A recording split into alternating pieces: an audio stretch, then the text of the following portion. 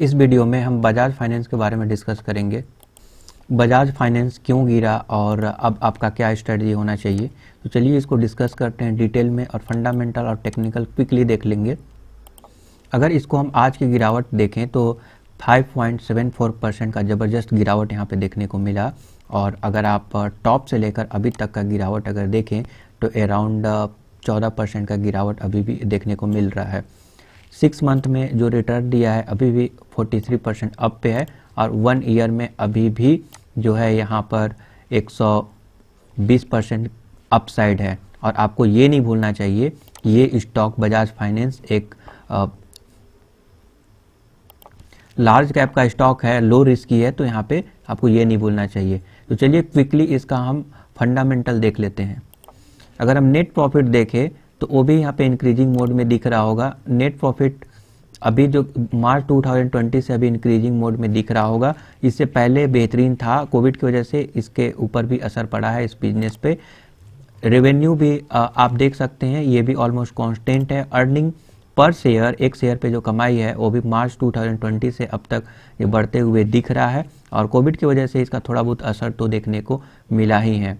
कुछ हम रेशियो अगर हम देखें तो देख सकते हैं रेशियो भी basic EPS earning per share बढ़ते हुए क्रम में देखने को मिल रहा होगा। जो बड़ा वाला कैंडल आप देख रहे हैं ये जो है मार्च 2016 का है और अभी जो है ये बढ़ते हुए दिख रहा है। पहले तो बेहतरीन था ही बट अभी रिसेंट दिनों में भी बढ़ रहा है, ये इसकी खास बात है।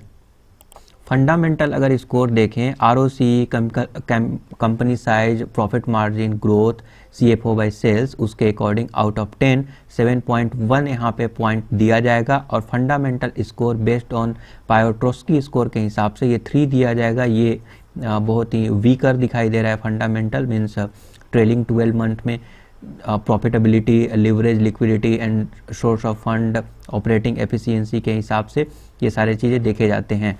तो मैं आपको बताऊं कि फंडामेंटली एक ये एवरेज स्टॉक आप बोल सकते हैं। लार्ज कैप का स्टॉक है तो लो रिस्क की है, आपको ये नहीं भूलना चाहिए।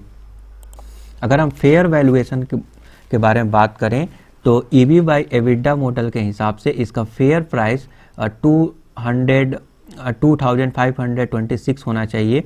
और fair value median EV by sales के हिसाब से 2947 के आसपास होना चाहिए। और medium price by sales model के हिसाब से 2621 के आसपास होना चाहिए। तो अभी आप बोल सकते हैं कि ऑलमोस्ट 1 अप्रैल का ये इंट्रिंसिक वैल्यू है। ऑलमोस्ट 101% का प्रीमियम वैल्यूएशन पे ये देखने को मिल रहा है। अगर हम सारे का मीडियन अगर निकालें तो टोटल प्राइस निकल के आएगा 2621.56। ये इसका इंट्रिंसिक वैल्यू और फेयर वैल्यू मान सकते हैं। फेयर वैल्यू से 101% अप पे है, आपको ये नहीं भूलना चाहिए। देख सकते हैं ईवी बाय एबिडा के हिसाब से 109% अप, ईवी बाय सेल्स के हिसाब से 79% अप और प्राइस बाय सेल्स के हिसाब से 101% अप। तो आपको ये नहीं भूलना चाहिए। रेशियो भी देखें तो पी रेशियो 60 के करीब है, पीवी रेशियो 9.85 और पीएस रेशियो 11.59। हालांकि ये मल्टीबैगर लार्ज कैप का स्टॉक है और हाई वैल्यूएशन पे तो आप बोल ही सकते हैं 101% प्रीमियम वैल्यूएशन पे अभी ट्रेड कर रहा है। नाउ टेक्निकल एनालिसिस के माध्यम से जानने का प्रयास करेंगे कि आपका स्ट्रेटजी यहाँ पे क्या होना चाहिए। तो ज़बरदस्त बिगेस्ट बड़ा वाला कैंडल यहाँ पे दिखाई दिया, ज़बरदस्त गिरावट यहाँ पे दर्ज किया गया बजाज फाइनेंस में और अभी आरएसआई वैल्यू 35 के करीब चल रहा है।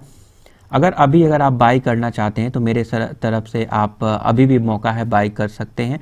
बाई देखिए इस टाइप के स्टॉक में ना डीप में बाई करना चाहिए, तो इस लेवल पे चाहें तो बाई कर सकते हैं। मींस क्लियर इंडिकेशन तो नहीं है, बाई ही करना चाहिए, बट मेरे अकॉर्डिंग आपको यहाँ पे बाई करने में कोई हर्ज नहीं है। और ऐसे लोग जो ऊपर के लेवल पे बाई किए हुए हैं यहाँ पे बिल्कुल भी सेल ना करें, क्योंकि आप लॉस में क्यों निकलेंगे। ये रिवर्सल जल्द ही स्टार्ट होगा और आपको उसका बेनिफिट भी देखने को मिलेगा। तो आपको यहाँ पे बाई करना है और जो लोग पहले से बाई किए हुए हैं होल्ड करना है। कुछ की पॉइंट के बात करें तो आपको ब्रेकआउट लेवल 5450 के आसपास मिलेगा। अगर इसको ब्रेक करेगा तभी कुछ तेजी की संभावना है, नहीं तो ये अप्स डाउन्स ऐसे करता रहेगा। तो आप देख लीजिए, क्या आप अभी बाई करेंगे तो अप्स डाउन से परेशान नहीं होना चाहिए आपको। अगर आपको लगता है कि अप्स डाउन्स आपको परेशान करेगा तो ये ब्रेकआउट लेवल अगर ब्रेक करेगा तब आप बाई कर सकते हैं लॉन्ग टर्म के लिए। मैं लॉन्ग टर्म के हिसाब से बता रहा हूँ।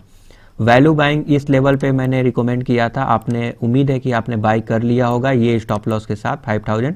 अगर नहीं किया है तो आपका स्टॉप लॉस वही रहेगा 5000। अगर इसको ब्रेक करेगा तो ब्रेक करेगा इसको तो फिर आप चाहे तो निकल सकते हैं शॉर्ट टर्म वाले, अदरवाइज बने रहें, कोई प्रॉब्लम नहीं है। अभी तो टेक्निकल के हिसाब से तो अभी बाइंग का ही मीन्स अभी बहुत जल्दी रिवर्सल स्टार्ट होगा। अभी बाइंग करना आप बॉटम में बाई करने के बराबर है, बॉटम में बाई कर रहे हैं, ये अच्छा समय नहीं होता है। सॉरी, अभी जो है सेल करना, ये बॉटम में आप सेल कर रहे हैं, अभी ये अच्छा समय नहीं है सेल करने का, तो अभी सेल तो बिल्कुल भी ना करें। मैं सेल का रिकमेंडेशन यहाँ पे नहीं दूंगा, यहाँ पे मैं बाइंग का दूंगा। 5050 पे अगर बाई किए हुए हैं तो ये स्टॉप लॉस लगा के रखें और मुझे उम्मीद है कि जल्दी रिवर्सल होगा। ओके, नेक्स्ट एक बाइंग लेवल निकल के आएगा 4750, इस पे भी आप बाई कर सकते। अगर ये ब्रेक हो जाता है 5000 और नीचे जाता है तो 4750 पे बाई करके 4730 पे स्टॉप लॉस लगा सकते हैं। Thank you for watching and subscribing the YouTube channel.